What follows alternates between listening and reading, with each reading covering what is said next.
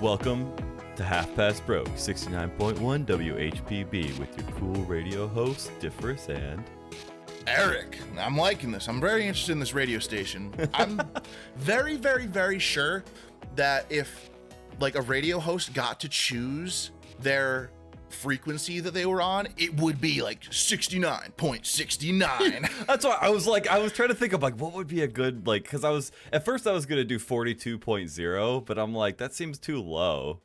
Well, what is the lowest? What does it go to? Because I don't think they the even lowest go to I've 60s. ever seen it was like 84 or something like that. I Yeah. don't know. I had to actually look up where the W came from. I guess K is for east or west of the Mississippi, and W is for east of the Mississippi. Oh, get out. That's awesome. Yeah, so that's why I was like WHPB. Wait a second. Hold on. K. Well, say that one more time. Which one's east? Which one's west?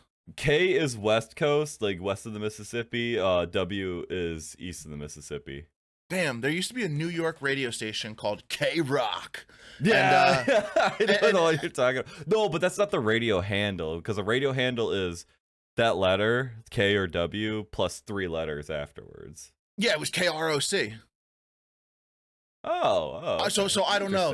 Maybe they were probably hosted out of Australia. I don't know. It just sounded better than W-Rock. Whack. Rock. Well, anyway, so that's if we ever go radio, we're that's gonna be our radio frequency handle thing.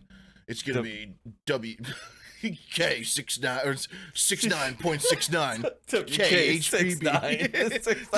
KHPB. Oh no. All right. Well, yeah, so I was the reason I was thinking about that was because I wanted to do some news stories, like some uplifting news stories and whatnot later in the thing. So I figured since a lot of radio stations tend to do stuff like that, I figured it was a good addition to our repertoire. What was I'm gonna have to go back and listen to the actual numbers you used, but I'm excited. I'm excited. Yeah, so we are gonna do a little bit of branching out into these uplifting news stories.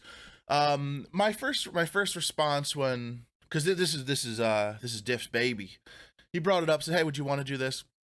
I said, "Yeah," but you know what? A lot of these places they end up like laughing at like the misfortune of other people. Like man gets drunk and ruins his life, and I'm like, well, that's not like that. That's not fun. That's not like nice. And everyone's like laughing at him. I'm like, oh yeah, like you've never been there. Like you've never fucking like done something fucking stupid. Now people are capitalizing on your misfortune. So I wanted something a little more uplifting, a little more positive, because we're positive over here. That's what the P in HPB stands for. Half positive, broke. That's it. We're half positive broke. I'm positive I'm broke. So, actually, I have a good idea that I'll tell you afterwards that I've actually been working on a little bit. So that's be another reveal for later today. Side project? Yeah, I have a little side project specifically for HPB that I wanted to reveal to the people and everything. But so yeah, the only misfortunes we're gonna laugh at are our own. Like last episode with Eric's basketball shorts. There's absolutely no shortage of hilarious misfortunes in my life. All right, exactly. Maybe not in the moment. In the moment, it's pretty terrible. But like looking back on my life, it's pretty fucking funny. Yeah, some of them. Yeah. So what are we starting out with? First of all, what are you drinking? I got my maw today, but it's in a cool tumbler, which a 64-ounce tumbler. Very nice looking, very brightly colored. It's got that matte finish and everything. Mm-hmm. How much do you think this tumbler would be? Oh, I know how much the 40-ounce. The 40-ounce ones are like $13, so I would say that the 64-ounce would be 18. 15. Actually, no, it was $13.88. Get the fuck out of here! It was on sale, $13.88. I got this big Bubba tumbler. Guys, those things are awesome. And there was one that was almost the same exact thing, but I think it was, I can't remember the brand, but it was like $30. Mm-hmm. And this thing stays cold all day. I filled this up last night, was drinking it last night. I woke up this morning, still cold. Mm-hmm. I use the 40-ounce Bubba. I've had it for over 2 years now, and it just works. I probably paid $13 for it, 2 years ago, Yeah. and it just I drop it all the time. Liv has one, and she did break her lid on it once, but she has the straw. You have the straw one too, right? No, I bought an aftermarket lid. I really like this aftermarket lid because it's got this little handle, which is great. Mine has that too. My Oh. stock one. So My stock one has. The Let me stock see one I yours. bought for this one didn't come with a handle. Oh, that's weird. Mine has a handle and it has the screw off lid, and I love it. Liv likes the straw ones better. This one I got on Amazon because apparently these, like, the lids of these, or like the mouths of these are all pretty universal. So I found this on Amazon and I was able to like switch it over from my old one to this one. That's awesome. So they're Bubba's. They mostly at Walmart. I always see them at Walmart. I don't know. I think I've seen them at Target before, but really, what's the difference? Oh, a couple zeros in a paycheck. That's fair. My mom's obsessed with Target. My mom loves Target. Target, I could do Target. I feel better about going to Target. I feel better about myself because, I mean, I think we all know the old Walmart stereotype. You know, and basically me with a big hole in my pants is the norm. They'd be like, "What?" If I walked in, they'd be, "One of us, one of us." So, you've been indoctrinated in the Walmart cult. Yeah, they say, "Here you go. Here's your membership card. You're a spiritual VIP. leader in the Walmart cult because you walked in with the hole in your ass." Exactly. Yeah. That's. I'm sure it varies from like location to location, but where I'm at, it's To be fair, though, I still don't think the worst. I still don't think anything could be worse than the Kmart crowd. The Kmart. Kmart. My goodness. Yeah. You're taking me back. I haven't. What an anomaly Kmart was. I haven't seen a Kmart in 15 years. They don't exist anymore. Probably for a good reason. Yeah, exactly. But you know what happened to all the people that went to Kmart all the time? Walmart. They all funneled into Walmart. So now there's just a concentrated group of interesting sights to see. It used to be kind of spread out to minter stores, but now it all kind of gets concentrated. I'm one of those people though. I walk into Walmart looking a fool all the time. Not. I'm better than everyone in Walmart, and I know it. And I tell them. No, I wouldn't have such an issue with Walmart if the age old I say it all the time is, why would you care as an employee? Why would you give a shit? You make absolute garbage money, but like Walmart is paying their employees so much more than as of right now, so much more than like the average store. And I've never once, like, if you ask for help in Walmart, they like belittle you. They like berate you. They're like, no, I'm not, like, or they just lie to you. They say, yeah, I'll be right back, and they just fucking disappear.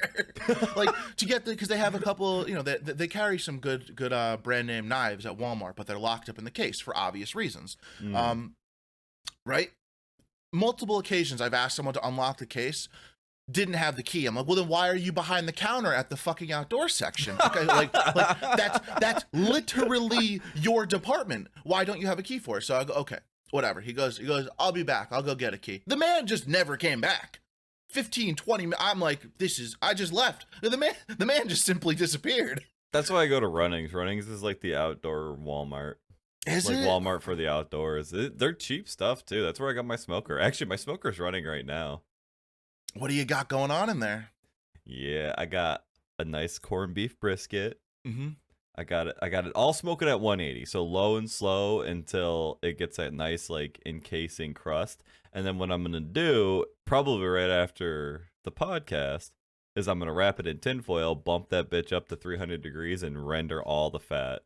And I also have half of a pork butt shoulder. Just one cheek? Just one cheek. Whatever. All right. So I got half of a pork butt on I can't, all I can think about is one cheek. Just that on like on there too, and I have my favorite garlic coffee, my garlic coffee rub from Trader Joe's. I've talked about this I think last week. Yeah, I got to get to a Trader Joe's, but dude, I got a question. So good. I have a question. on a Reuben sandwich, is that corned beef? What's on a Reuben sandwich? What type of meat? A Reuben is corned beef. Okay. On rye with Thousand Island, sauerkraut, and Swiss cheese.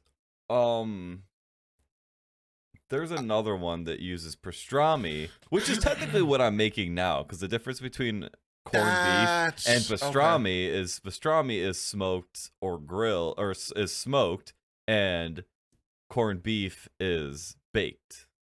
Okay, so that was my question, because I just had a Reuben the other day, and I was consuming this Reuben, and what a complex flavor that is, with the tang and the smoothness, and it's so good though, and like everything on toasted rye bread. Oh, so freaking good. We're gonna make everyone listening to us hungry talking about this stuff. Yeah, well, good. Guess what? Our job here is done. Go get a sandwich. So, and I'm making homemade barbecue sauce, and I'm just like, as soon as that pork shoulder comes off, I'm gonna let it rest, shred the hell out of it, and then just like soak it. It's gonna be like pulled pork sloppy Joe in this homemade like barbecue sauce. What's the secret recipe to this barbecue sauce? Are we allowed to know? There's a way to make homemade soda, like cola syrup, for like the cola drink, and it's like the concentrated version. It's like the syrup that goes into basically melted sugar. Yeah, it's basically like the syrup that they put in like the what the fuck is the word I'm thinking of? The fountain drinks. I know, the fountain drinks. Yeah. So basically, there's a way to make that at home using like cardamom and a bunch of other like other ingredients to achieve that cola flavor. So now it's in this like concentrated syrup rendered form. You take that, you add like your Tabasco sauce and your ketchup and like the basic stuff to make like Worcestershire stuff, the basic stuff to make a hot barbecue sauce. Okay. Then you stick it in a blender, blend it so it's like all pureed and everything, and it creates such a good, almost glazy consistency barbecue sauce, and that hot sauce gives it that little bit of a bite, and the cola gives it like a bit of a sweet heat. Yeah. Oh, it's so good. So speaking of fountain drinks, right? I had this brilliant idea, and I know it's brilliant because I came up with it. We can all agree on that. Okay. Well. But the issue is it serves the people and doesn't serve the company that would have to inevitably pay for it. So hear me out. What's the biggest issue with ice when you go to get your fountain drink? It's obviously dilutes the drink, and well, yeah, it melts almost instantly because the ice is like this thin. So hear me out. We find a way to freeze every different flavor that's in the fountain drink, and make like Coca-Cola ice cubes, or Mountain Dew ice cubes, or Dr. Pepper ice cubes, Diet Coke ice cubes, and every time you go and you can get ice for that specific drink, so when it goes in, you cool your beverage, you keep it cold, but there's zero dilution. It just works. So the issue with that is Burger King don't give a fuck, okay? They're not gonna help the people out because they make money, because the ice is whatever, not free obviously, but like the ice is cheap as shit. And they can fill it their sodas halfway up with Coca-Cola and put the rest ice. So this is for the people.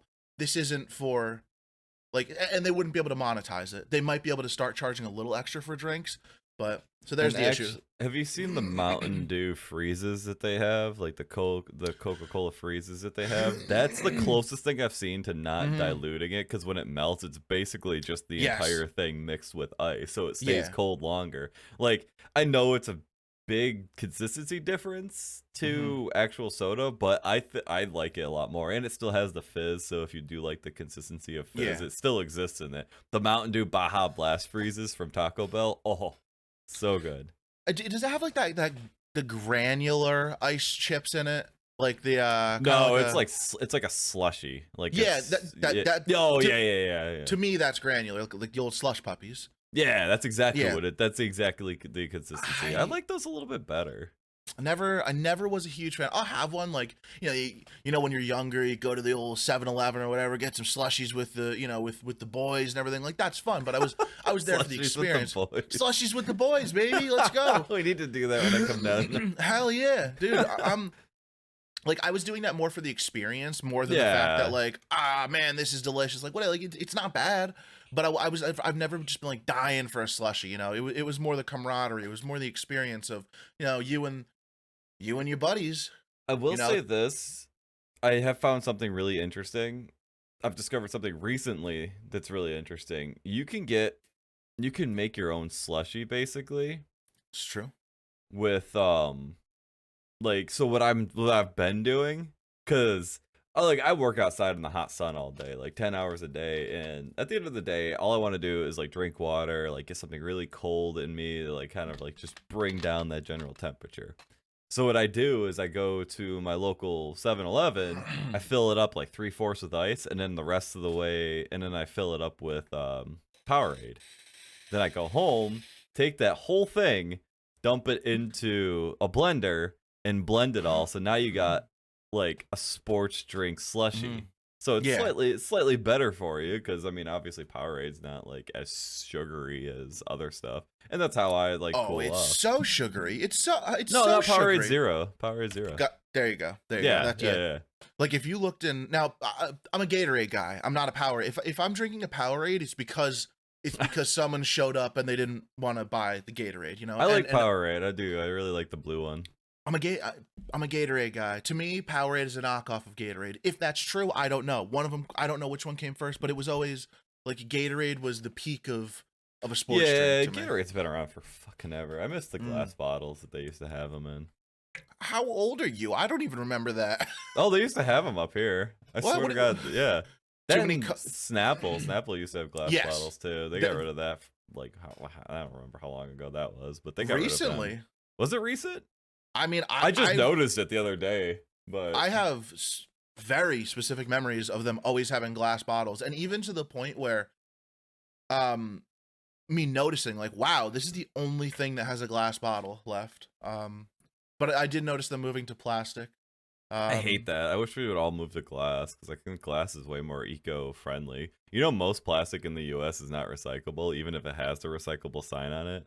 Apparently, only recyclable that has the number 1 or 2 inside of it is the only thing that we can recycle in the U.S.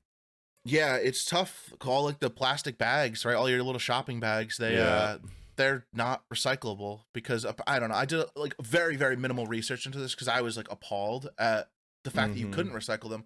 And apparently it's because they're so thin that they gunk up the fucking machines, which to me sounds like I don't know, upgrade your fucking machines. Get it, like just because Well, it sounds like styrofoam. Like it's like styrofoam. Styrofoam can't be recycled either. Really? How true is this? How true is this? That what I feel like this is something I heard growing up, that if you light styrofoam on fire with gasoline, it's napalm. First of all, what the fuck is napalm? because you know what plastic is, right? It's a byproduct of gasoline. It's petroleum based. Okay. So plastic is super flammable. And what exactly is napalm? And that's why napalm is. Have you ever heard of prison napalm? Just thinking about this. No, I have not. Apparently, it's when you boil water with a bunch of sugar in it and then splash it on someone because the sugar sticks to them boiling hot. Like that's what prison napalm is. Anyway, no, I'm proud to say that I don't have a very vast knowledge of. I just found that out recently. I was listening to the radio; they were talking about it. Okay. Prison, the old prison wallet. From what I understand, napalm is like basically a fireball that long burns. So when it hits the ground, it stays on fire. It doesn't just hit the ground and dissipate. Okay. So I think what napalm is like I think they use like petroleum jelly, if I remember correctly. But I know plastic because like if you ever put gasoline in like real plastic, petroleum based plastic, it denatures the plastic and disintegrates it because gasoline and plastic are basically the same thing. I've done it before. Because I remember we were trying to light a fire. I was like 10 years old. We were trying to light a fire, so I went over with a Solo cup and filled the Solo cup with gasoline to walk out back to light the wet wood on fire. And by the time I walked back there, the cup blew out the bottom. It's like, I mean, I love how I'm just talking about like, oh, I want uplifting news stories, but like you've totally seen like people trying to like fill gasoline into a garbage bag. Yeah, like, and people just video them, and it just eats right through the garbage bag. Yeah, it doesn't take any time at all because it's Yeah. petroleum-based plastic. You know what it is kind of a bummer though is like, because I have seen this firsthand. I've seen this. Someone runs out of gas, right, and they run to the gas station, and all they have is like a fucking like milk container. You can't put it in that. Yeah. And you know, a lot of people think, oh, they're just trying to sell a gas container. They're just trying to sell a gas. No, it'll eat through the milk container by the time you get back to your car. Yeah, usually what I do is like if I run out of gas, I say usually this has happened Yeah, I was like once or twice. How often you running out of gas? Well, the first time I ever ran out of gas, I remember very specifically, I packed a thing of gasoline just in case because I was going like really far and I didn't know if I was going to end up in like a stretch of area where there wasn't going to be any gas stations. Second time is my gas gauge wasn't working, so I had no idea how much fuel I had, and I hadn't quite gauged how much fuel I had. Yeah. And I ran out of gas, but I was like 2 miles away from a gas station, so I walked all the way to the gas station, bought a little mini like 2-gallon gas tank, filled it up, walked it all the way back to my car. And actually, a fun story. I was like about a mile in. It was like 10 o'clock at night, and a cop came over, picked me up, and drove me back to my car. So that was really cool. That was really nice of him. And yeah. So like I know a lot of gas stations sell like mini gas tanks. Just so you can just for that purpose. I think that's a big reason why they have them. Yeah, exactly. So on uplifting news stories. Hold on. I want to. So I was, because talking about selling small containers for reasonable prices. I was at the old boardwalk the other day by the beach, right? And there was I forget what company it was. I probably should have remembered because it was like some like water ice company or something like that, some gelato company. They were selling water bottles for $1, right? They were the 24-ounce water bottles because it was so hot. I'm like, that's so nice, because these things probably, like, maybe they made like a 10-cent profit on them, but they were selling big waters for $1. And to me, that's awesome, because you go other places, $6 for a little fucking small guy. And so it was really cool to see a company just like trying to help people out, just saying like, stay hydrated, like water's a necessity of life, and it's tough to see people price gouging the shit out of it, especially you're at the beach, it's hot as fuck, nowhere, just sun, raw dog in your eyes. So so that's really cool. And actually, so it's funny because when I was working, I was driving, and I was when I went to go make one of my deliveries, and there was a bunch of kids selling lemonade on the side of the road, and it was like the 98-degree day. I was dying. It was so hot. And the kid looks at me and he goes, "You want some lemonade?" I'm like, "I don't have any cash." He's like, "Dude, you're sweating. Just take some."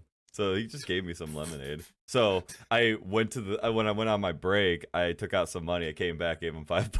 That's awesome. Yeah, that's almost your civic duty as a delivery driver, because I feel like you have a much higher percent chance to see kids selling lemonade. Yeah, I see it all the time. Yeah, it's almost your civic duty to go buy lemonade. I'll never forget this. When I was, however old you are when you're selling lemonade, 5, 6. Maybe these kids were like 13. Oh, these kids were 22. These kids were... This was my dad.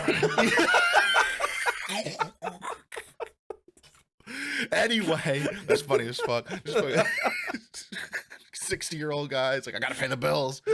But I have this very specific memory of when I was a child, probably 5, 6. Nah, 5's very young. Under 10 years old. Whatever, doesn't matter. I was selling lemonade, and I'm old, so back in my day, we were selling it for $0.25, right? Yeah. I remember he had to be like in his like 20s or 30s, and he just looked cool. Like he was just dressed like, not quite a suit, but like just dressed nice, and he just looked cool and smooth and everything. And he comes over, I'll never forget this. He handed me $1 and just said, "Keep the change." And that's that's such a good feeling, right? Such a simple interaction. I'm like, this is the coolest fucking guy in the history. Now, it cost him $1, but like, I'll never forget that. I will never forget that. And I was like, this is the peak of coolness. Like, this is it. You know, and This is it. This is it. This is like that. You don't get cooler than that. And that was, you know, and that's how easy it is to make a lasting memory for someone. You know, just be nice, go above and beyond. You know, treat people well, and that's it. You know, it's the memories last a lifetime. I will say the one thing I do notice, like all those lemonade stands and everything, it's always like driver workers. Like I saw a guy that was working for like an electric company. He stopped and got lemonade while like when I was passing by and everything. So like a lot of it is like the workers would really appreciate like, you know, a glass of lemonade. So it's like people that are like out and about doing jobs like on the road and stuff like that. That's like awesome having those lemonade stands. I haven't seen one forever. This is the first summer I've seen one in like years. I don't think I haven't seen a fucking kid selling lemonade in no. Well, dude, I've been how long? Well, the thing is, I've been a delivery driver in this area for 5 years now, and this is the first year I've ever seen anyone doing anything. Like I've never, like of all the years I've been on the road, this is the first year I've ever seen kids doing it, and that's really cool. I like to see that kids are getting out and doing that. You know? Yeah. It's a lost art. I was waiting for the kid to pull out one of those chip readers on his phone. That's the way to do it. Right? Oh, I don't have cash. Well, lucky for you, it's 2021, all right? Get your fucking card out. Yeah, right? That's all I think about. I'm like, I'm going to say I don't have any cash, and this kid's be like, that's fine, here you go. Yeah, don't worry. Don't... We got to get, what's it called? The I square or something like that? Yeah, the little thing that goes into the USBs or whatever. I know, like a lot of companies are doing that now. They just have like the iPads with the little like card readers on the sides. Yeah, or whatever. Yeah. That's a big thing now. Well, because you now you don't have to have a whole fucking cash register. You scan things with an iPhone. That's how I do when I sell. When I sell stuff. This thing's basically a credit card. Like you just link all your accounts to it, and you just like tap it on the thing. Yeah, I mean, and even as far as inventory goes, like you don't need to sit there and type in an old 1980s cash register this SKU number, this and this. You literally take the phone from the camera and scan a code. Yeah. And boom, done. Inventory management. Congratulations. Oh, that's how we manage our inventory for my company. Like we scan all these bags of packages, and then it loads those packages onto my route, and then I use the same exact phone to scan each and every single package to log it as delivered. It's so freaking cool, like how streamlined everything is, and it can all be done by a device that 20 years ago was just this big. Yeah. I love those 80s movies, right? The 80s was a big ass, like not even a cell phone. Oh my god. I remember before cell phones were a thing, I remember my dad had a car phone in his like, oh my god. 1990 something fucking big red Ford Bronco, and it was just this. I'm like, this is insane. I'm like, but like, why would you need that? Like, why do you who are you calling it? And now it's crazy. Everyone's on their phone in the car. Yeah, every single person. And that's not a good thing. Get off your goddamn phone when you drive, you piece of shit. All I can think about is Steven Seagal movies where he had the convertible with the phone in the car, and every time he answers the phone, he'd be like, "Hello." And he'd just like take off his glasses. He's like, I'm on my way.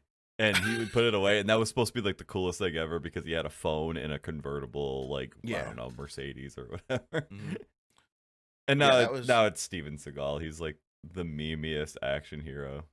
I don't know. He's pretty good. He's super. I'm not a huge fan of him, but. What movies was he? I don't even know. What, Under Siege? I don't really know too many movies. Steven Seagal. I remember seeing him, but I can't remember a single name of a movie he was in. I just remember he had like a very like sad looking ponytail. Like it really always looked wet. Just looked soaked. the tightest fucking ponytail in the world. Like with like a 1/2 inch diameter with like the world's thinnest fucking. I don't know. That's how I see Steven Seagal. Was it a ponytail? I always thought it was a mullet. It had to have been. It had to have been. Let's look it up. I'm looking up my fucking poor search history. Steven Seagal. I know, right? Ever since I started said, what the hell? Yeah, it's this frail. Yeah, just look up Steven Seagal ponytail. It's the most frail looking, like tight knit ponytail ever, and it just always looks like he just got out of a pool. Oh my God. But anyway, guys, look it up. Oh goodness! Right? God! Didn't I describe it to a T? Maybe that's my calling. I'll just describe famous people's Oh, haircuts. it looks so limp and sad. I know. That thing needs Viagra. I know. Jeez. But you know what? I think he's still rocking it. I think he's Is he still really? He has to be. I mean, I don't know how old he is. I don't want to get too much into the Steven Seagal's ponytail business, but Yeah, I'm looking him up. Oh my god, he looks like the flex tape guy. don't you dare bring him into this. What's that guy's name? Not. That's a lot of damage. Yeah, I can't remember his name, but that's exactly what he looks like. He looks No, like he the flex doesn't. tape. Yes, he does. No, he doesn't. No, he does. Don't you dare slander the good name of the flex tape guy. Okay, that man sawed a goddamn boat in half for your sins. All right, that man did some outrageous shit just so you could buy a product. His name is Phil Swift. I would never It have does gotten look that. like him. No, it doesn't. I have to. Oh god, I hate looking stuff up while we're recording. But like this had to be done. We needed to look up Steven Seagal's ponytail. Anyway, what was I had some things for today. I had some very funny things. I went on an adventure last night. Was it last night? The night before. I went on a nice little adventure to go fishing with a buddy. I had worked. I worked 11 hours, and right from work, I took Liv's car to my work, and she cleaned out my car and packed me all up so that when I got back with her car, I literally just had to grab my car and go. It was awesome. That was like just the absolute like best. Oh, It was so good. Like just she's the absolute best. So I drive 2 hours to go pick my buddy up. We drive a half hour to hit a lake for night fishing for walleyes. My buddy snapped his fucking pole in half, lost a crankbait. I caught his crankbait. I saw it in the water. I cast it out and reeled it in. So I pulled his lure in with mine. Oh my god. It was so beautiful though. It was like we hiked once we got to the place, we hiked like 20 minutes through the woods, and I didn't know I knew like what area I was in, but like, I didn't know the woods at all. And I'm just like whatever, if I die, I die. This is sick though, just hiking through like all this, like pushing brush out of the way, and eventually we walk out to this massive rock, this probably like 30 foot by 30 foot rock just on this little peninsula on this reservoir. And there was like a little bit of clouds, the moon was shining right through, there was heat lightning going on in the back. It was just the sickest fucking thing ever. Didn't catch a damn fish. That's not the point of fishing. Exactly. I had one on the line. It got off. My buddy snapped his fucking pole in half, and so we go back, and then we drove. He was like, "Let's go to Lake Wallenpaupack," and that's nowhere near me. So, but I was like, "Fuck it, let's go." So we drove, God, a couple hours. You went all the way there. Yeah. In the middle at like 3 a.m. I didn't get to his. Christ. I didn't get to his. I left. Whenever I left, I didn't get to his house until like midnight. We didn't get to the first fishing spot until like 1. Fished until like 3, and drove a couple hours to Lake Wallenpaupack, and we it was beautiful, and I wasn't tired when I was driving, but the further away I got from home and the less sleep and the fact that I didn't sleep, I was worried. I was like, like I just keep getting further and further away from my fucking house. Have you ever been so tired driving that you're just like all you could do, the only thing you could do to keep your eyes open is like shake your head just to like kind of like make sure your eyes stay open. It's like the most terrifying thing, and you're like screaming in your head to try to keep yourself awake. Like, I hate driving tired. I don't anymore. A lot. Sometimes I don't have a choice. Between that or crash a fucking car, tell your business that it's not safe. Back in the day when I wasn't taking care of myself very well, I have absolutely driven too tired, and it was unsafe, very unsafe. Now, if I even feel like I might have to shake my head like this, rest stop, done. Yeah, I've done that a couple times. That's how I got home. So when we were at Lake Wallenpaupack, beautiful up there, man. We went to this. So we went there. I caught a little rock bass. It looked like the ones that we were catching at your lake. Oh yeah. Little guys, little rock bass. The one I caught with that one day was like fucking huge. Well, you caught a big largemouth. That's right. That was a largemouth. Yeah, because you didn't have the red eyes. Yeah, and so we get we got to Wallenpaupack because it was still dark, so we drove through the night. We get there, we're casting out, wasn't really catching anything, and he's like, all right, there's a river pretty close to here with amazing waterfall and good trout. But he's like, we got to get there like as it, at sunrise. So we're going there. We go to this river. Holy shit! I'll post pictures in Discord if you guys want to see. He took a couple pictures of me because I tell everyone, I'm like, take pictures of me. Oh, I'm fucking narcissistic. I want to see. Man, we hiked down this fucking insane trail next to a waterfall, and then it was so cool. We were not even at the bottom of a waterfall. We were halfway down a waterfall, and then the waterfall got flat for like 100 feet and then banked a left and kept going. So we were like in this weird spot near the bottom of a waterfall, and it was just so cool. I lost like 3 lures, didn't catch a damn fish there, but it was so worth it. Nice. Absolutely awesome. Yeah. Then we went back, caught a nice little smallmouth at Wallenpaupack, and then we cruised home. I might go bullhead fishing tonight. Do a little with the little worms? Yeah, pick up some worms, because like bullhead fishing is fun because literally all I do is like I'll grab like my little like standing like my LED lantern thing. Yeah. Set it up on the river, just cast out, let it sink to the bottom, and then sip on like some water, some beer, because I like live like a mile away from a river.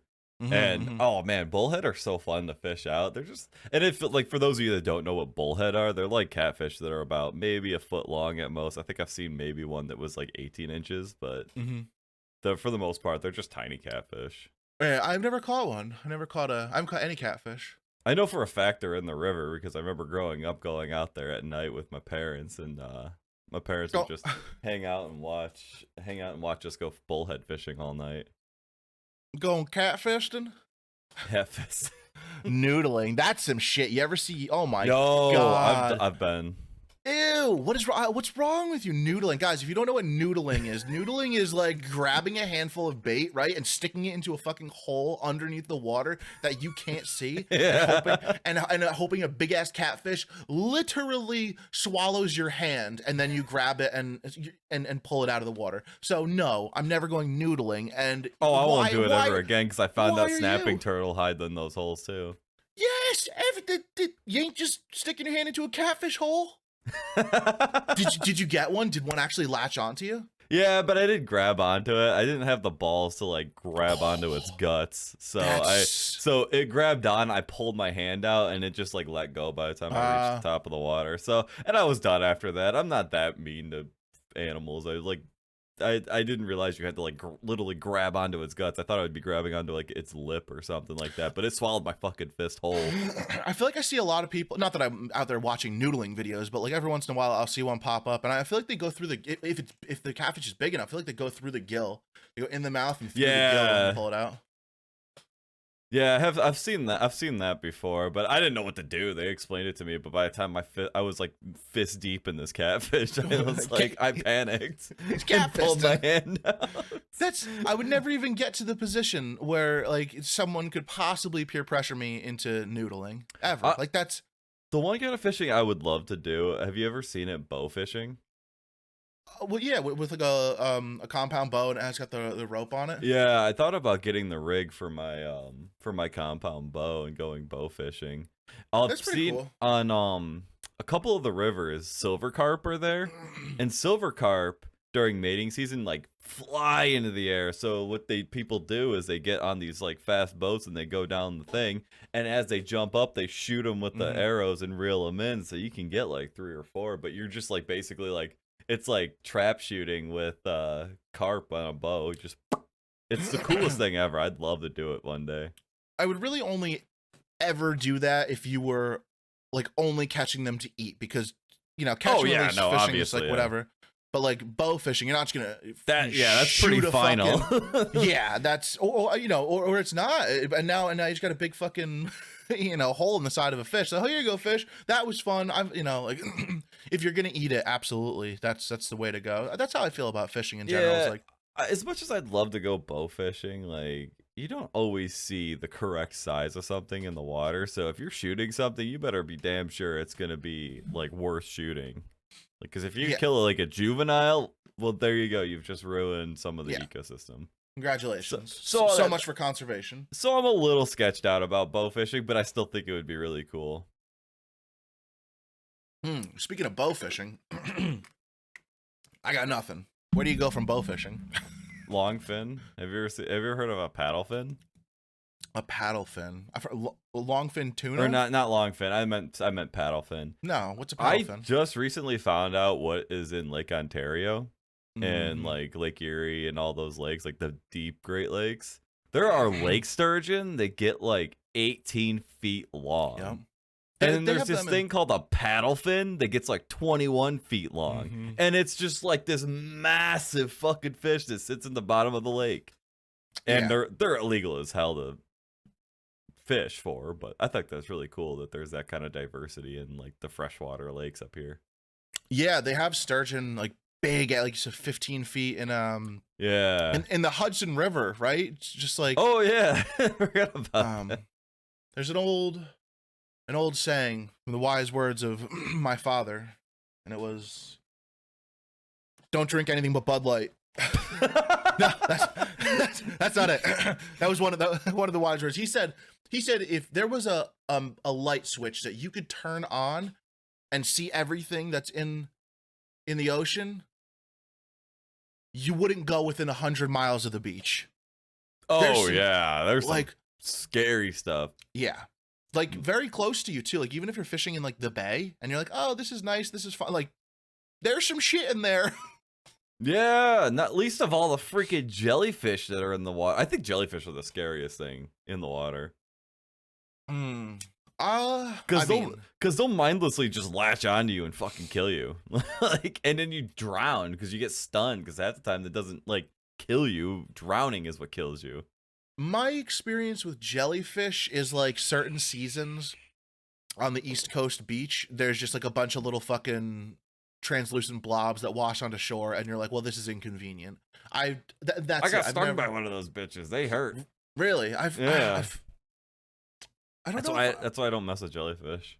Yeah, I mean, there's definitely jellyfish. Like, isn't the box jellyfish or something like the most dangerous? Like if you look at it the wrong way, it'll kill you. Yeah. Oh, there's the man-o-war, the Portuguese man-o-war. Yes. That's like 100 feet long, and it just like floats on the top of the ocean and just dangles its tentacles all the way down, and just like if something happens to swim by, it stings it and scoops it up into its body. Like that's scary. And then squid are scary. Squid are cool. But I don't like anything that doesn't have bones. Ugh. It's weird.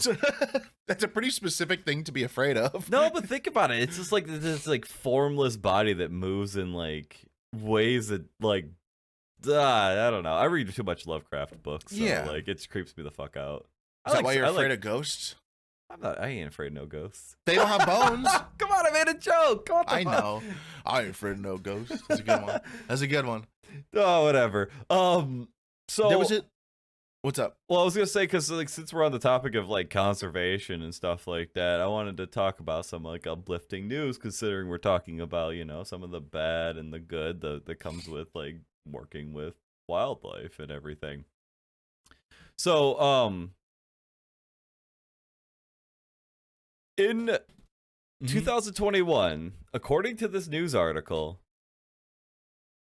6 milestones in renewable energy have been achieved since the beginning of 2021. Now, let me read a little bit of this article.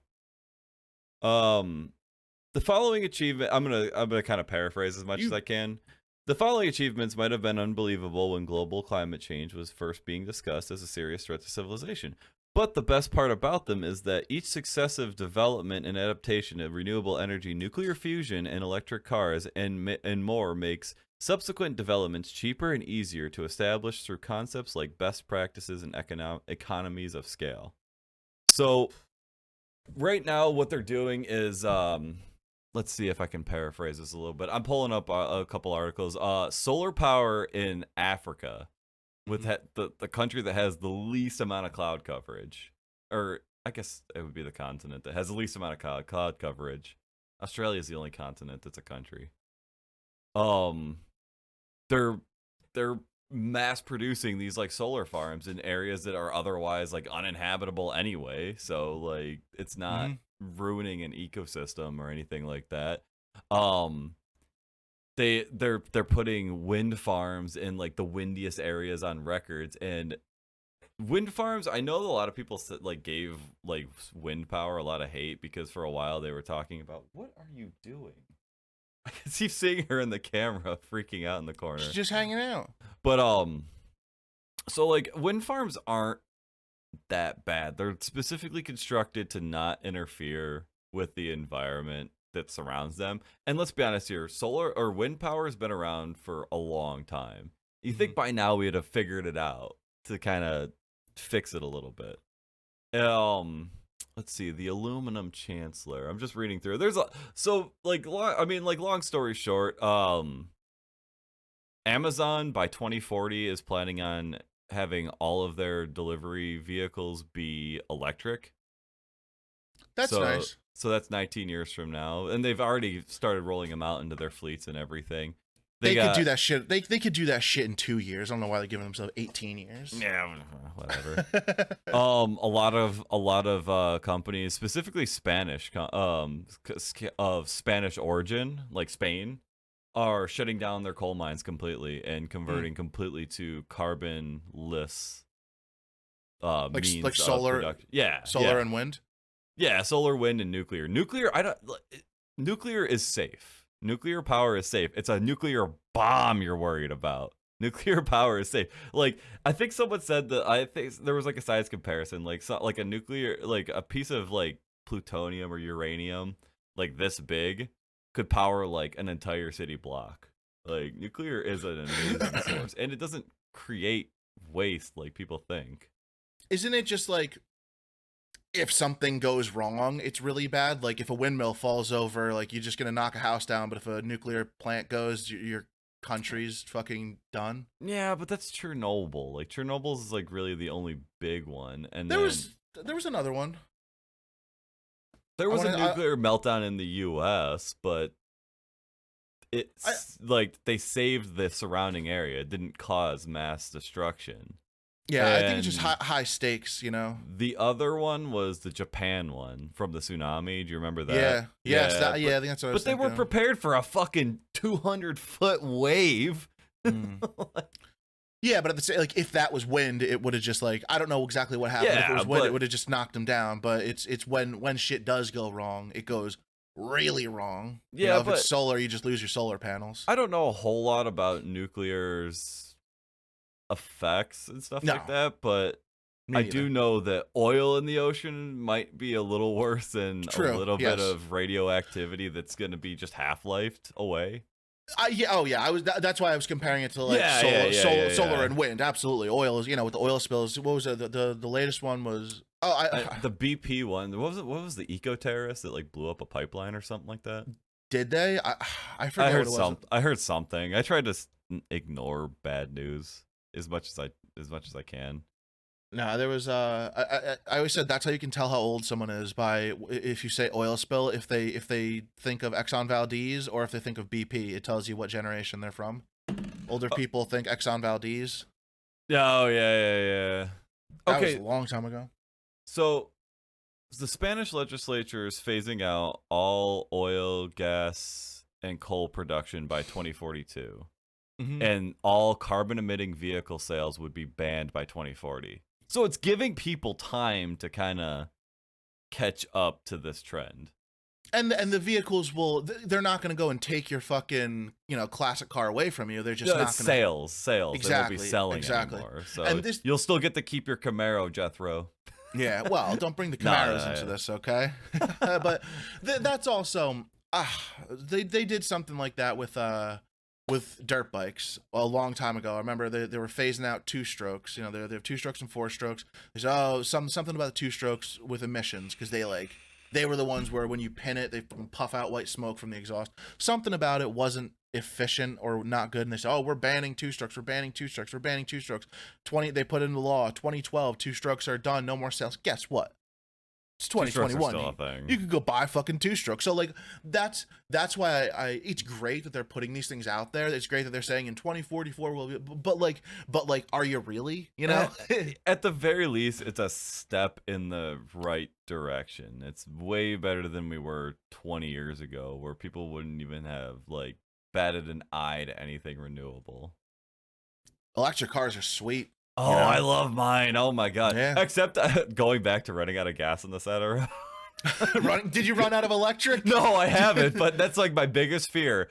Because if I run out of power, if I run out of charge on the side of the road, if I like don't plan it out and it just dies on the side of the road, I'm fucked. I can't just go to the gas station and be like, give me a spot of electricity. Yeah. I'll have 1 kilowatt, please. Yeah, exactly. Like, so I was thinking about buying a solar generator to keep in the back of the car.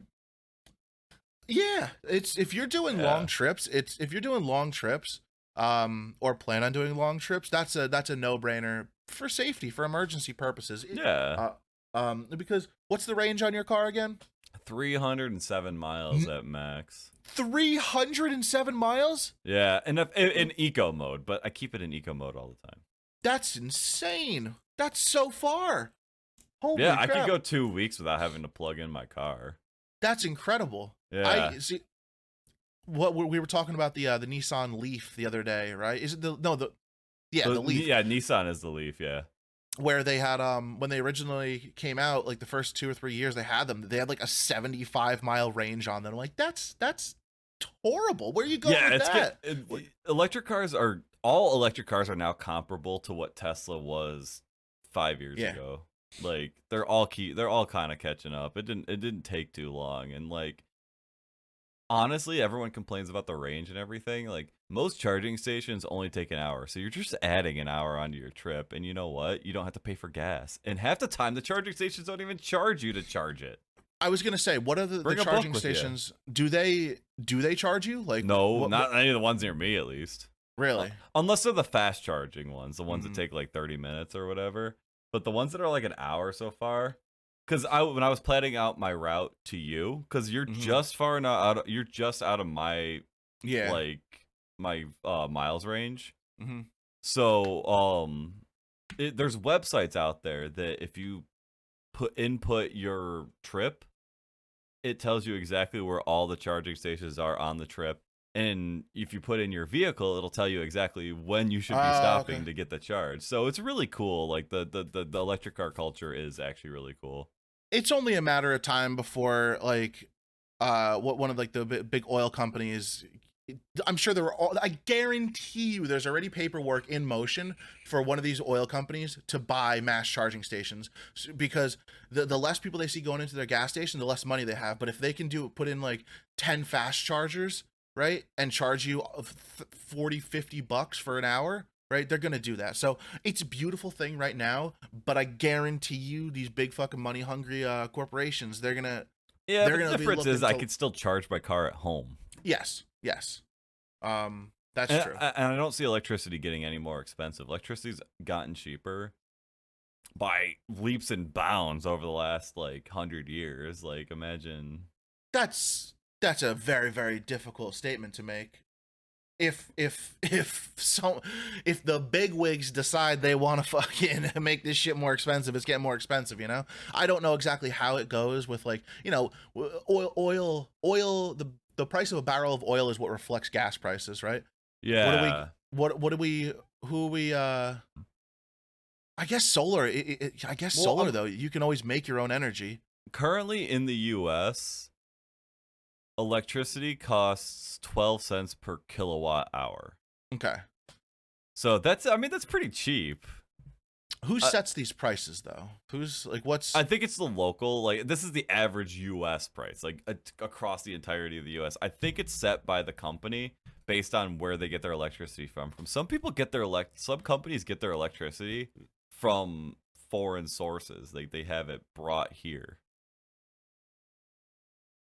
You can actually sell back. So if you have solar, right, you can sell back to the utility company. If you produce more electricity than you consume, you can sell that as a credit to the utility. And I guess they just I don't know. I love how I was a fucking electrician. I don't even understand this shit. which I mean, like, which makes sense why like certain areas would have cheaper electricity, because like if you have an area that has a lot of people with solar power, like they're selling back electricity to it, so it's costing the companies a lot less because they don't have to keep bringing in all this electricity from other outside sources. And good example, Alaska's got one of the highest at 22 cents per kilowatt hour, and that's just because Alaska doesn't get a lot of sunlight. Now, this could be completely incorrect. This could be an absolute lie, but somewhere along the lines, I believe I heard that electricity isn't like on your individual household. It's like in your community, right? And they average the price of everything in. It's not like, oh, you charged your iPad for this long, your monitor was on for this long, so this is X amount. It's okay, everyone in your community ran their air conditioning this month. We're gonna average it out and bring your electric bill up. So even if you don't run, I mean, I'd have to do more research into that. Yeah, I was gonna say I'm not 100% sure, though. I will say that like turning on my AC, because I went like a month of just letting the heat get to me before turning on my AC, and it immediately like jacked up my electricity. Yeah. Yeah, and I guess some people have, I don't know. It's like I said, that's something I heard along the way. Yeah, and I don't know how true it is. It might be true in some areas. You never know. Yeah, so that's what I mean. Like, who's setting these prices? And that's why the only reason I'm bringing this up is just because it's tough to say like, oh, electricity is only going to get cheaper, or it's like, who knows? If somebody wants to make this more expensive, guess what? There's some powerful people out there. Okay, so according to so just like thinking about like this whole like electricity thing, like electricity is going to be like the thing. Because I just read a sentence that said the G7, the world's 7 largest developed economies, all agreed to stop coal financing by the end of this year. So I think Africa, India, and China are the last 3 like big economies that it's according to this that have not agreed to that just yet. Japan just agreed too. So, well, what else is there? What are we gonna run a fucking steam powered? Steampunk, yeah, let's get back to steampunk, baby. Fucking a gas powered wristwatch. Like, well, no, getting rid of coal like that. Yeah, that cuts a like that changes the dynamic of factories, which hopefully will recover. Because I mean, I don't know if y'all have noticed, but it has been hot this year. Yeah, Canada is complaining about how hot it is. Nicely, I mean, yeah, they're apologizing for they're apologizing to Texas for the blizzard and saying that they should just take back their heats. Damn, they said, "Damn it, Texas." So yeah, I'm interested in a diesel powered DVD player. Jesus Christ. So I wanted to. I mean, like, I wouldn't mind going into a couple more uplifting stories. But that was the big one I wanted to talk about, is because it just caught my eye. The other one, I just real quick, because this is just a really fun, like, positive story that everyone can kind of get behind. A scrappy 81-year-old woman completes her second Tough Mudder race. That's sick. If anyone knows what Tough Mudder is, it's an insane obstacle course. You start out by crawling through mud, like mud trenches. So apparently this 81-year-old woman used to go to watch her son do Tough Mudder, and one day he asked her if she wanted to try it. She says yeah, so she started going to the gym and getting ready for a Tough Mudder. So in 2019, at 80 years old, she did her first Tough Mudder and completed it. She had to get help on the wall, I believe, is what I kind of gathered. So she started going to the YMCA, got the all clear from her from medical, and blah blah blah blah. In the Missouri, she's remarking that the Missouri course was a little easier than she expected, except for the wall. I always wanted to try that wall. I realized it wasn't a piece of cake. It took a whole village to get me up. She said, you guys are a bunch of pussies. Tough Mudders ain't shit. So I thought that was really cool. I guess her husband was there for her first one, and she was all excited. I guess he passed away last year. So she did a second one this year as a tribute to him in his honor. So That's she wild. completed her second Tough Mudder this year at 81 years old. So what are y'all doing? What are you doing? Would you do a Tough Mudder? Oh yeah, I would do a Tough Mudder. Let's sign up for one. I'll do it. Fuck 100%. no, dude. I'll be a cheerleader. Okay. Like, go on, Diff. You can do it. And just like crack a beer in a lawn chair on the side of the road. Good job, buddy. You're doing it. You're doing it, Peter. So yeah, I've been. I mean, I've been going to the gym. So maybe I'll try to sign up for a Tough Mudder. Maybe not this year. Next year. I want to get like in a little bit better shape. Can you still run? Because I know you used to run all the time. Not so much anymore because I basically walk a marathon every week. With how much I walk, I did the math on it. I'm walking a shit ton. So could you do a 7-minute mile right now? Strap your fucking boots on and run out the door. Could you do a 7-minute mile? You want me to do it? No, I don't care. I don't care what shoes you're wearing. I don't know. Probably a solid 8-minute mile if I was just doing a mile. If I like could just go all out. Yeah. Yes. Like, I don't know if I could do 7-minute. I could probably do under 8 minutes, but not a 7-minute. Well, under 8 minutes to me is a 7-minute mile. I'm not. Yeah, but if you're doing 7:58, like that's 7-minute mile. So anything so up to yes, 7, I can do a 7-minute mile. Anything up to 7 minutes, 59 seconds. By whatever point 9999999. By Eric's logic, I could probably do a 7-minute mile. I don't round up. I only look at the first number. That's it. Even if it takes days. Yeah. Even if it takes 7 days and 23 hours and 59 minutes. Man, you got a mile. You did a mile in 7. 7 what? Just 7. 7 weeks. Right? 7 weeks later, I finally managed to make it out of my kitchen. I couldn't do a 12-minute mile. I'm gonna be honest with you. Yeah, running's not for everyone. That's just stuff that I used to do. I used to like running. I was a swimmer in high school. Like I was big into like the cardio stuff. Yeah, I'm probably good for a 15-minute mile. Just keep adding time. I'm honest, good. I'll make it a mile eventually. Yeah, I'm good for a mile. Over how long, I don't know, but I'm good for it. Yeah, I think I could do a 15-minute mile. Yeah, maybe. Hell, getting out there and trying. So right? When are we doing that one chip 3K? Whenever. Or 5K. 5K, whenever. I'll do, what's a 5K? 3.5 miles? It's like 3.2 or something like that. It's gonna take me 2 hours. Like it's not gonna be like, oh, it's Eric and Diff running. No, it's gonna be Diff doing it and me fucking complaining the whole time. We should you know what we could do is you get in the car, you have live drive, you record while I run the 5K. And you just take the one chip challenge if you don't want to run the 5K. Because I never said I don't want to. I just said it's gonna take. Okay. That was pretty mean. You said, well, if you can't do it as fast as me, just get in the car. No, you dumb I said bitch. all I said was if you don't want to run it. All I said is if you don't want to run it. I never said I don't want to run it. I want to do it, but now you discouraged me. You put me down. You said you may as well just be in the car at this point. I'll stand behind you, kick you in the ass the whole way. Oh, dude, that's not how you motivate. That's how you make me stop. No, I hate that shit, right? That's like my whole life I've been like that. Like people get like, oh, come on, fucking hurry up. I'm like, that ain't it, man. Like, trust me. You can get me to move any faster. That's gonna literally make me just like, all right, fuck you, I'm done. I'll just run at your pace. I don't really care. we'll just run it at like a nice slow pace. I'm not looking to race or anything like that. Like I don't need to prove anything. I'm eating a one chip and running. Yeah, I don't know if you're capable of moving at my pace. Like, I'm recording the whole damn thing though. You bring extra XD cards. It's gonna be a long one. I might have to invest in a GoPro or something like that. Like stick it on my forehead and just like. I got a little GoPro. I got a nice GoPro? little. Yeah, it's an older one. I got a GoPro 3 Plus. So it shoots 720 60 FPS or 1080 at 30 FPS.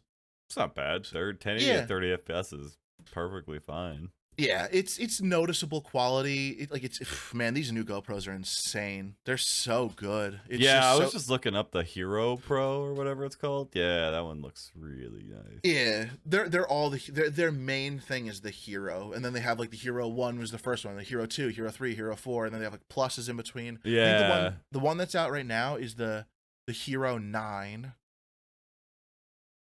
I Yep, believe Hero the 9. Hero yeah. 9 Black. That's what it's called. Yeah, Hero 9 Black. they have different editions. They have like silver, black, white editions. I think they're just like Damn. yeah, they're expensive now. 4K at 60 FPS or 5K at 30 FPS? What the Yeah, fuck? at this point, like probably like a Hero 5 is probably what you're looking for. Yeah, I'm looking at it right 5, now. 6. 10 meter water depth, 33 feet.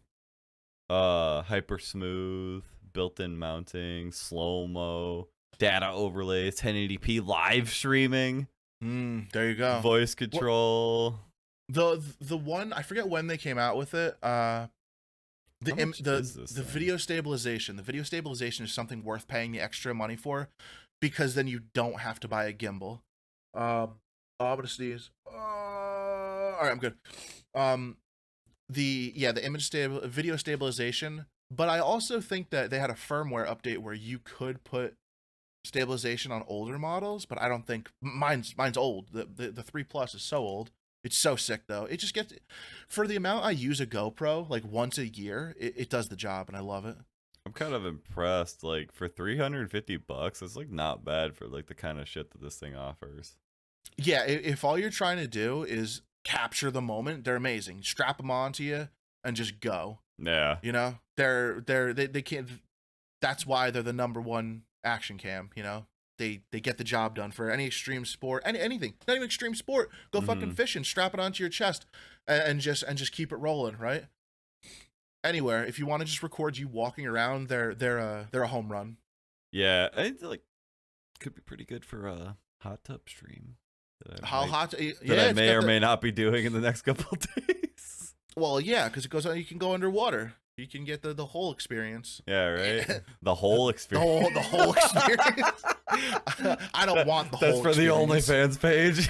Yeah, that's for the people who pay the big bucks. They get the whole experience. The big donors. That's what you should call. That's what you should call the name of the stream. The whole experience. I don't like that. I'm actually gonna go to Best Buy either today or tomorrow and see if I can pick up my tablet and everything, because I do want to start doing streams that are away from this setting a little bit. So yeah, that might be a worthwhile investment, looking into the GoPro. They're great. Initially, I want to say they're a little pricey, but for like what you're getting and the ease of use, to get they're for $350, awesome. Like that's like the only camera you need. That was the Hero 9 Black. That's a brand steal. fucking new for $350. Are you kidding? That's a steal. Oh man, I could use that as a webcam. You could use it for anything. Yeah, seriously, that would be the best. The mics on them suck, but you can get an external mic for $40. Yeah, I'll hear that. Well, that one too. Yeah, or this one. I just unplug it and bring it out, plug it into the laptop or whatever. Are you going with a laptop or a tablet? I don't know. I mean, I'd love to find a tablet that I could stream on, because then I could just get a mount for it, and I feel like tablets are just, I just want something that I can like throw up a live stream and then just go. Well, you'd almost rather, because your phone camera is superior to like any camera on the market right now. You'd almost be better off using your phone as the camera, right? Plug a mic into it, get a mount, and then use the tablet to like, you know, monitor chat and just. I bet you the Galaxy S21, because that's what I got. Oh yeah. I bet you that could live stream pretty well, right? You think it could live stream on Twitch? Fuck yeah, dude. That thing could. Yeah, that's like the top of the line fucking phone, dude. Whatever. That's like, dude, that thing's like the best phone on the market right now. Of course it can. Okay, yeah, no, I was just wondering, because I know live streaming is very load bearing. I'm not gonna make a joke because it would be dumb. But yeah, oh my god, absolutely. That's like if I had to buy a phone specifically for live streaming, it would probably be that one. Okay. And the camera's gonna be better. So basically, the specs in your phone are gonna be, no matter how much you pay, are probably gonna end up being better than whatever you're getting in a tablet. Yeah, that's fair. You're right. And then the phone is not a cheap thing, even though I'm paying monthly for it. Like, that's why you're paying monthly for it. Well, no, I just don't think about how expensive it is because I pay monthly for it. Yeah, they're incredible. The Samsung S21. They're phenomenal. I didn't get the Plus though, so. What's the difference with the Plus? I don't know, inferior quality. It's piece of shit. Throw it in the goddamn dumpster. I don't know. I haven't noticed a difference at all. Like, even when I look up stuff, a lot of places refer to me to like the Plus pages, and it's just the same exact thing. So I think you're paying for the word Plus. Imagine. No, there's probably something. there's absolutely because Live has the Plus. So I mean, we'll do a little side by side comparison, maybe. Yeah. Eventually. They're so strong though. But yeah, that's the GoPros are a no brainer. If you're not, so the only reason I don't use a GoPro is because I like to be able to change the lenses and I like to customize everything. But I think even in the newer GoPros, you can like mess with all the settings. Well, I also think that GoPros are a lot more for like videoing as opposed to picture taking. So I feel like that's where the advantage lies in GoPros, is like they're good if you want to like do live action movement and stuff like that instead of like trying to capture. I feel like trying to take a picture with something this big is not going to be the most advantageous thing in the world. Yeah. It's not customizable, but like you can tell, like if you see a video, you're like, that's a GoPro video. Yeah. You know? The goal smooth. There's exactly, it's a great thing, but you wouldn't want to watch a movie and say, well, this was shot on a GoPro, you know? The goal was to like the goal is to be immersed instead of being able to tell, you know, behind the fourth wall, this is on a GoPro. Except Hardcore Henry. I think Hardcore Henry was filmed on a GoPro. Was it really? I forgot about that movie because it was made because somebody made like a fake trailer for a first-person shooter using a GoPro like 10-15 years ago, and then randomly they decided to turn it into a movie like 8 years later or whatever. Oh my god, the film was shot almost entirely using a small and portable GoPro Hero 3. It was mounted on a custom rig strapped to the face of the cameraman. There's a picture of the rig. It's so cool. Yeah, so GoPro. So go make a fucking movie for $350. Congratulations. You're a filmmaker now. You did it. You got a camera. You can do it. So speaking of all of this stuff, because somehow we've landed on technology. Started out on eco stuff and then ended up on tech. Well, I guess GoPro really kind of falls in line with that. So yeah. But just speaking of streaming and all that stuff, I'm on a new website now. I'm streaming on a new website. It starts with it starts with a P and ends in a B. A million funny websites popped into my head to say like as a joke, but I took too long and then I couldn't come out with it. Yeah, its initials are PH. Yeah. No. There's this website called Trovo that's like super beta. Like it's a beta live streaming website for gaming. Very specifically gaming, though Zombie said he did find a radio and music channel on there, which is cool because they never used to have that. It's very primarily for FPSs, like literally all the streams I see are FPSs, and very specifically mobile versions of FPSs like Call of Duty Mobile, Fortnite Mobile, PUBG Mobile. Very specifically that, but there are categories for other games like Skyrim, like Fallout, like Pokemon. So actually when I found the Pokemon one, I was like, fuck it, I'm gonna make an account, link it to my Twitch stuff, my restream stuff. So now I got Twitch, YouTube, and Trovo. All three are being live streamed every time I live stream Pokemon. Trovo, I'm not gonna do anything else but Pokemon for now on Trovo. But I figured I'd add that on there, and then once I start kind of developing a little bit more of I guess something. It's also got built-in alerts, so you don't have to use your overlays for alerts. Oh, that's nice. It's got built-in alerts, and they have this thing called mana, so you could build up like it's like Twitch's channel points, but you don't need to be a affiliate to have them. That's so weird that you said it's specifically for FPSs, and they chose mana. I know, which is like the number one thing that resource in a fantasy game. I think it was originally a League of Legends streaming service. Yeah. But it's since then like Apex, Call of Duty, PUBG, Grand Theft Auto, Free Fire. Actually, I think Free Fire is... No, never mind. Free Fire is an FPS. But yeah, so I think it was originally a League of Legends thing, and it just kind of shifted after a while, so... Nice. What's the flight sim situation look like on there? The flight sim. Let me look it up. Because I just got my replacement flight stick in. I had to... Because, man, I'm so bummed. Literally zero. I could be the number one. My flight stick broke. It's still small. Yeah. So you finally got a new one, right? You said that? I picked up a super cheap one, and I'm just like, man, this thing it was like $25 used. It's something for now, at least. Exactly. It's getting me back in the air, and I'm so happy to be flying flight sim again.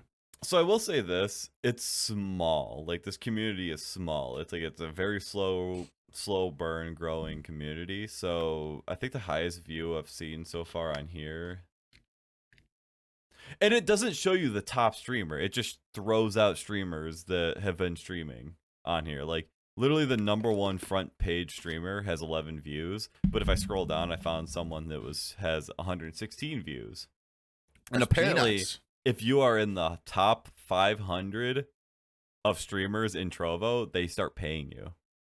Dude, all it takes is one big streamer, one fucking ninja, one summit, one, anyone to go there and get the name out. And then those numbers, you're going to see everyone's numbers bumping up like crazy. Yeah, so that's why I want to try to get it here on the ground up and start really making an impact here, because if I can build up a little bit, once more people start flooding in, I'm already there. Exactly. That's the way to do it. That's smart. It's brilliant. That's how it's done. Textbook right there. Yeah. Textbook content creation.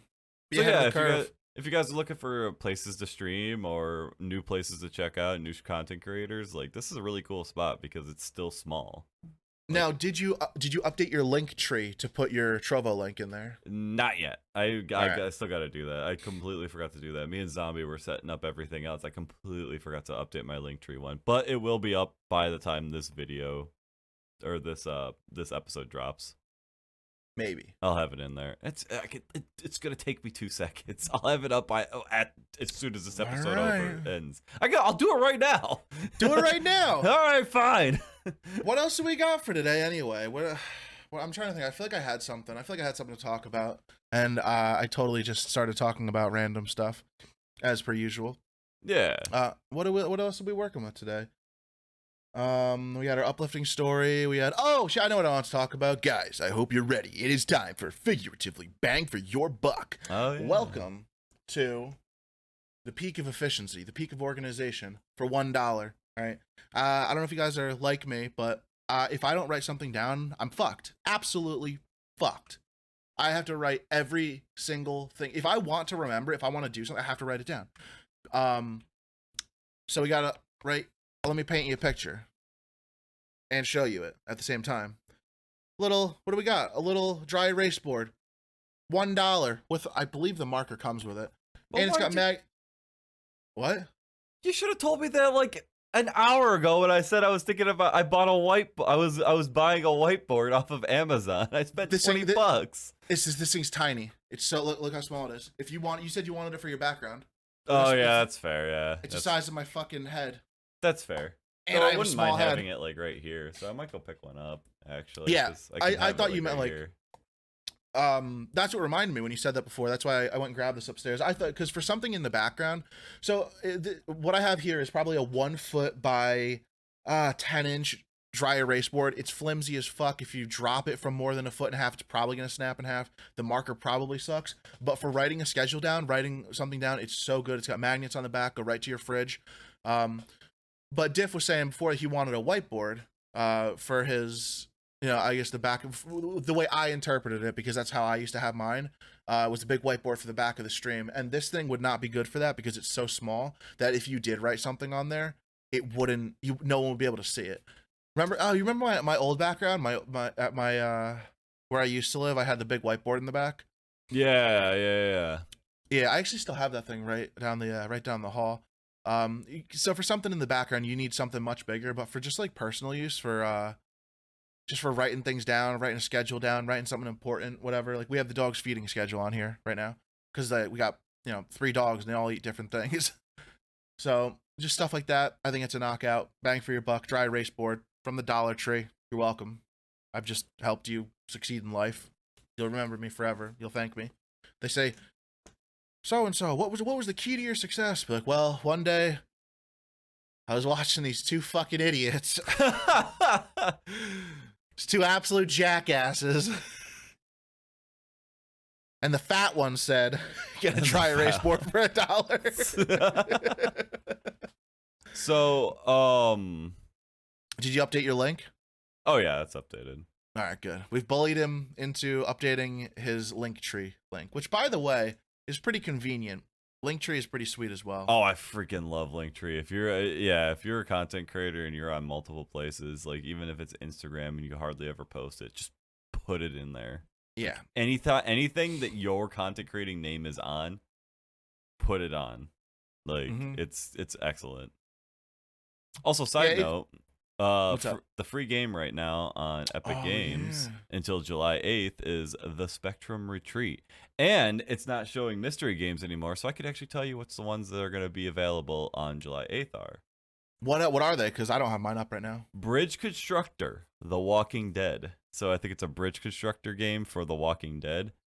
I'm gonna look at it real quick. It is prepare for the ultimate mashup experience. Bridge Constructor. Okay, I'm aware of what that game is. It's like you build a bridge to see if it can handle like the stress of zombies and stuff like that. It's a puzzle game, but it's Walking Dead themed. So like something that'll support the weight of a car running away, but not support the weight of 1,000 zombies coming at you, kind of thing. It seems innocent enough. Bridge Constructor is really cool. I've played it before. It's really fun.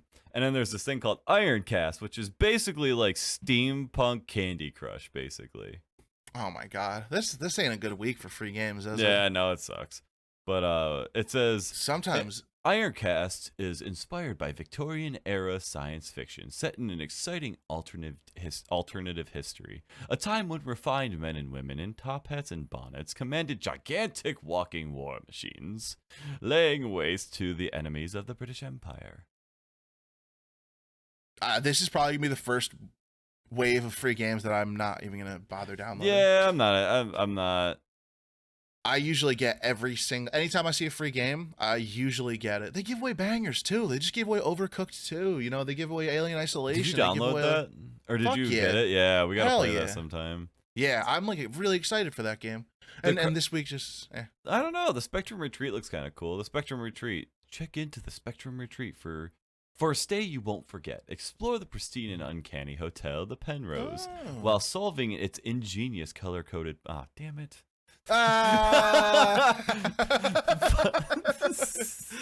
Oh man, hashtag just colorblind things.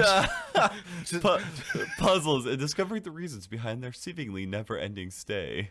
So it's a puzzle game. I'll probably get that. That seems pretty cool. It looks like a first-person puzzle game too, so that's kind of cool. Yeah, I might get it right now. Yeah, I'll probably. Maybe I'll throw it up as a stream sometime.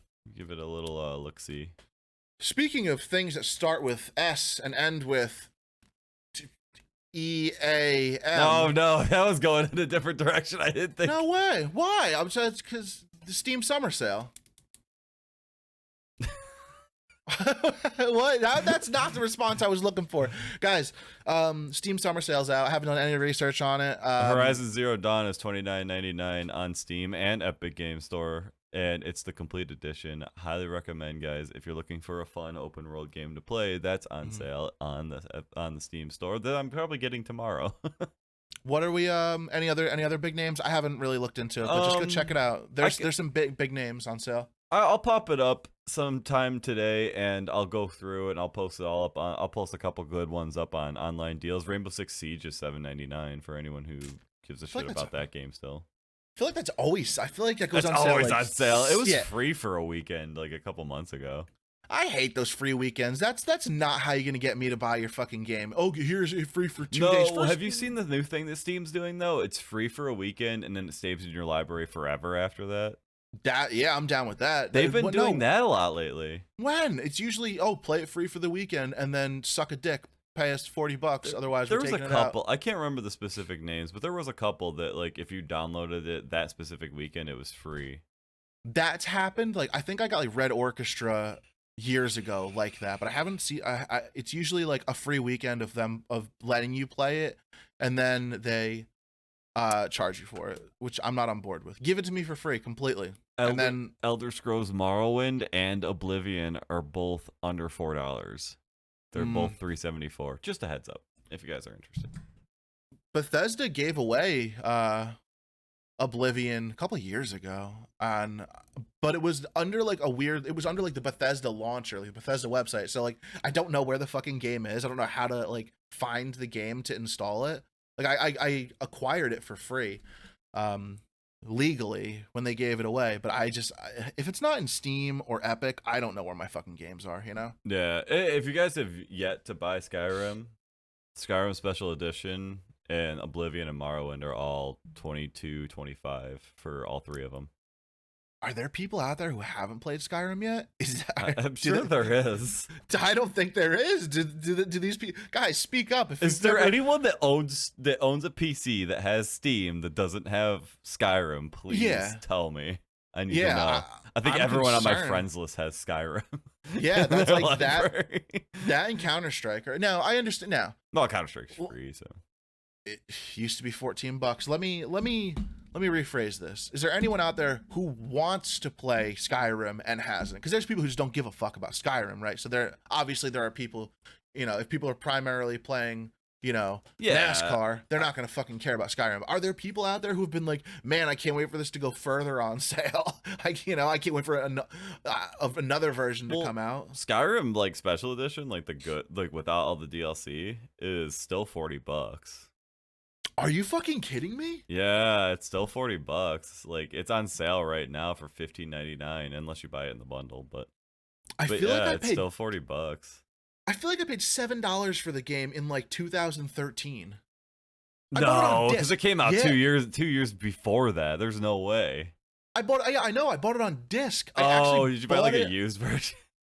No, because it still had the Steam key. It was when Steam gave discs out sometimes. Like I bought it online for Steam, and it came in a case with a CD. Interesting, right? With a disc and a Steam key. Well, think about this: the Legendary Edition or the Special Edition comes with all 3 DLC.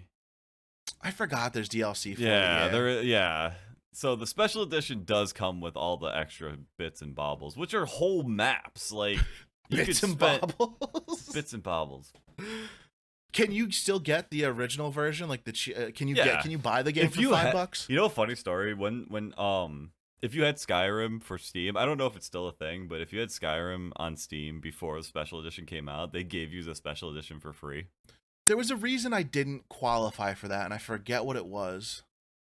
I don't remember, but yeah, I got the Special Edition for free. But it's really cool that they have it super cheap right now. I'm just looking through, like, rattling off of the random ones that are on here. The Dragon Age franchise, the Dragon Age Origins and 2 and Inquisitions are all under $10 right now, which I actually might get because I think Liv's been telling me that Dragon Age is worth checking out. Liv loves the Dragon Age series. Loves them. The Rainbow Six is huge right now. On sale. Black Desert Online is 99 cents right now. Is it a trap? Titanfall 2 is $5.99. Yeah, there's a bunch of really good sales. But Volcanoids, that survival game that I keep seeing on TikTok. But yeah, there's a bunch of stuff. Yeah, go check it out. See what you like. Yeah. And if you have anything wish listed, Steam's doing this thing now where they have a whole section of sales that are specific to your wish list, so you don't have to like scroll through your wish list to find them all. They literally just categorize them all on the summer sale. How many items do you have on your wish list? Because I want to see if I'm crazy or normal. 41. I think I have like 7. Most of them are Final Fantasies, just so I can keep an eye on them. Yeah. Like, do people have like hundreds of games in my wish list? Also, can we fucking have the Steam login thing go over like over everything? I have to like move all my goddamn windows to get to my Steam login box. Really? The tab shows up for me. All I gotta do is click on it. This is It's chaos. usually the first thing that pops up anyway when I sign on, so I just log in the second I log in. Exactly, and that's why this is an issue, because it's never happened before, because I always immediately log in, but this time I didn't. And Oh, I had to really? move, now I had to move 16 different fucking windows. Oh, hey, Monster Hunter Iceborne. Monster Hunter World with the Iceborne DLC is $25. Monster Hunter was fun. Okay, I have 6 things on my wish list. Guys, let me know. Let me know in the comments. How many items do you guys have on your wish list? Like, am I weird for only having 6? Like, it's a wish list, right? This is like any game you ever wanted. I feel like I should have a lot more on there than 6. Yeah, and honestly, if I like them and I don't really feel like spending full price on them, I just throw them on the wish list. It's the same thing with Amazon. My Amazon wish list is ungodly long. I don't even want. I'm going down to 5. I don't even want Rust anymore. Like, you had Rust on there? yeah, let's remove this. These are my. Listen to my Steam wish list, right? Final Fantasy 6 old version. Mm-hmm. Okay, Skatebird coming soon. It's literally a small bird on a skateboard. I still have Very that sick. one on my wish list too. Horizon Zero Dawn, which I'm taking this off too, because it's on my wish. I'm keeping it on there in case someone buys it for me. Like, it's already on sale. I'm not buying it. And Dreadhunger. Dreadhunger makes sense because that game looks sick, and I still kind of want to look into it. Yeah, I'm kind of keeping an eye on it for now. At the most part, for the most part, I'm just looking at like updates. I'm looking at change logs and stuff like that. See like how long it as it updates, because I want to see like how long they're gonna keep updating it. Because look at Valheim, they gave up on it. There hasn't really been any updates on it in like the last. I'm happy I didn't buy Valheim. That's exactly what I said I was gonna do. I said I'm gonna wait and see. I'm gonna see if people are still playing it in 3 months, and then I'll buy it. And right? Shame on the developers, because it's a small development team, but I think they purposely put the updates so far away from the original game release that people bought it, beat the game, and we're just like, all right, well, we're just gonna passively wait for the new stuff to come out. One update has come out since the game has come out, and it's been 5 months, and it's been in beta, and they had a roadmap that they've already missed like 3 dates on. So better than DayZ, right? DayZ was in alpha for like 8 years, and then they just sold the company to someone else, and they fixed it. Still didn't fix it completely, but is it full release now? Yes, I think. I know they put it out on like Xbox, which I believe that constitutes a full release. That's how I rate things. Like, if it's out on console, like it's released. Like, but I guess they put betas out on the whole alpha beta thing has been stretched so far. Like, remember when I guess like the closed beta and everything. Like, to me a beta. Now this isn't the definition of it, but this is what I think when I think beta. Oh, they're going to release it for a weekend, and they're going to give people access, like either closed or open access, and you test it and you inform. But like now it's just like games are in beta and not that I'm saying anything against developers, but like to me it's interesting. Like you would have thought these things are full released. Yeah, I think my biggest problem with betas is it means that they can sell a product at full price that isn't complete. And then they can take their time doing whatever it is they want with it. Like, I get it. You want to get your product out there, but don't sell it at full price if people are buying it in beta. Don't. Just stop, because I'm not paying $40 for Rust that's been in beta for how many years? Like, what's the point of paying for a beta at full price if you still haven't come up with the fucking game almost a decade later? It's games like that, like Rust and DayZ. Those are the games that kind of put like a weird, just like a weird spin on like beta for me. I'm like there's no end in sight, you know. Like Yeah. just because you keep adding to it, like is that what makes it a beta? You know, and if you haven't released the full game in 10 years, like, are you ever?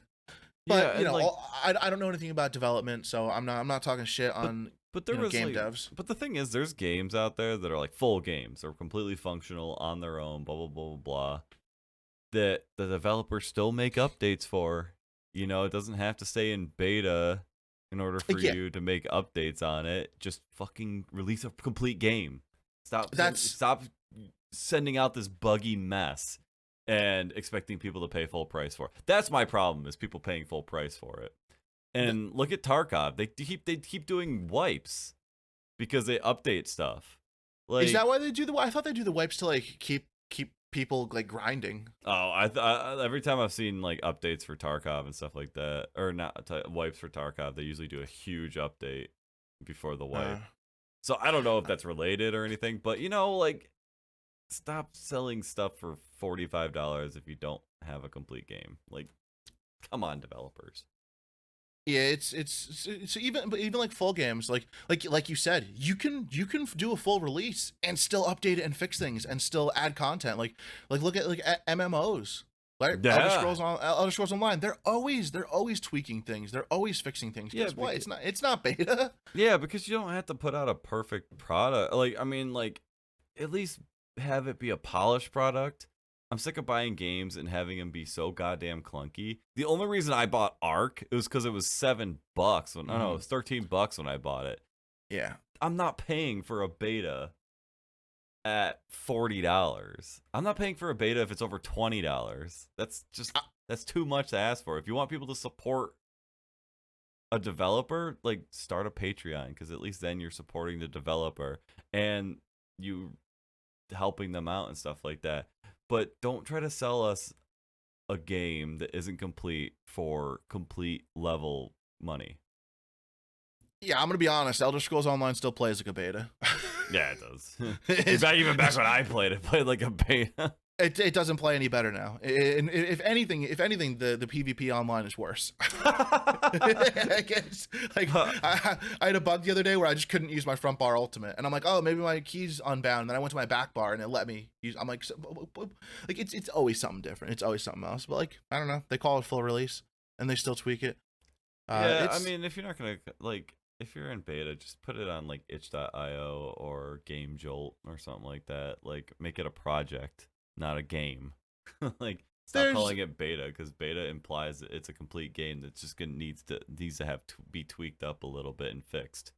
The way New World is, that beta makes sense to me. How they'll have like, oh, if you pre-order, you have access to the beta, and then we're gonna give these dates and these dates where we can do beta testing. Like, to me, the beta is for gathering information and bug fixes, Exactly, and getting feedback, not putting out a full game for 8 fucking years and still. I get it. This is very difficult. Like, this isn't happy fun time. Snap your fingers, put a fucking game together. Like, this is difficult. This is hard work, heart and soul being poured into it and everything. But like, 8 years, I don't know, man. Like. yeah, like a Cyberpunk.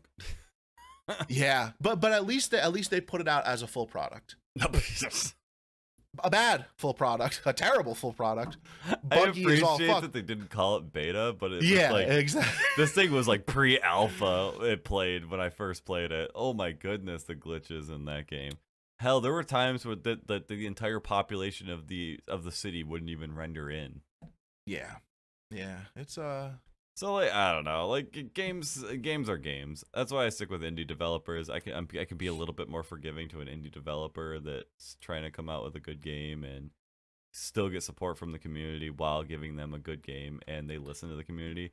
I can't forgive AAA titles for putting out betas for years. A well-funded title for years, like Rust. Rust is obviously a really well-funded game. Is it? It's $45 and it has a huge following. Look at Twitch. Like, it's almost like it's almost always #1 on Twitch. Well, that money doesn't. Unfortunately, who knows where that money actually goes? So like the sales. When you say well funded, I mean like I'm thinking like investors and like backing I'm companies. sure I'm sure Russ has investors. Yeah, it's I don't know. The price of the game doesn't always reflect the quality. Yeah, it's unfortunate. Anyway, so on that note, let's I think we should probably wrap it up now. I think we're kind of starting to babble a little bit. I've been babbling since we hit record. There's that's all I've been doing this episode. That's fair. It's but we okay. I mean, unless you got something else, I just feel like it's no. a good time. I had to take Mops's toy away from her because she chose the loudest toy next to me, and you can hear it. But don't worry, we're gonna be done recording in a second. Get your nice toy back. But yeah, I think I'm all. Yeah, I'm all good to go. I'm all tapped out on babbling for the day. Do we get him for another one? Yeah, we got him for another one. So yeah, guys, if you like hearing the incoherent babbling for an hour and a half, oh, it's coherent. There's well, it's very coherent. Depends on who it's coming from. Well, from me at least. So don't forget to like, comment, and subscribe, and give us a good rating on Yelp. On Yelp. But before we go, Eric. Yeah. In like a week or two. Yes. The Half Past Broke Teespring merchandise store is going to be opened. Why? What happens in a week? I have an idea for a t-shirt. I gotta work on designs a little bit and everything, and I gotta work through the. Well, when were you gonna tell me about this? I want to make designs. What? Just now? Yeah. I just got the account set up. I literally just came up with a design today. So we're gonna go through ideas after the recording. I just wanted to let you know I got the Teespring thing set up. So Half Past Broke merchandise will be out soon. And on top of that, I'm gonna reignite the Patreon a little bit. And so if you like some of the merchandise we start going out with, we're gonna also make merchandise specifically for patron investors as well.